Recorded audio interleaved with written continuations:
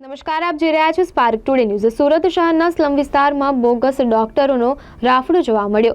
લીંબાયત પોલીસે 3 બોગસ ડોક્ટરોને ઝડપી પાડ્યા છે। ડોક્ટરનું નકલી સર્ટિફિકેટ મેળવી ડોક્ટર તરીકે ઓળખ આપી પેશન્ટની સારવાર કરતા હતા।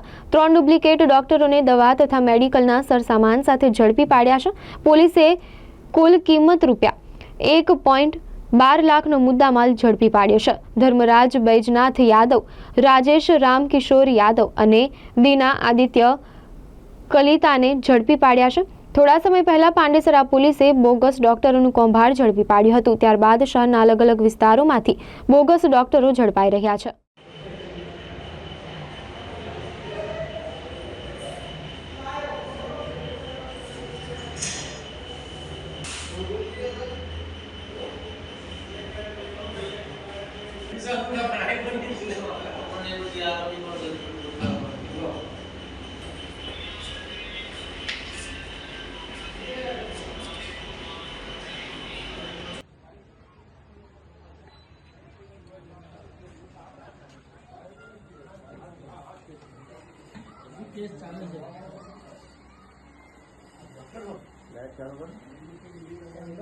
ना भाई एमबीबीएस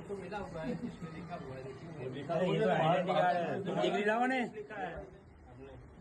एमबीबीएस क्यों लिखा है? इसमें एमबीबीएस लिखा है ना। हाँ इसमें लिखा है, आजीविका भी लिखा है, कौन सा नहीं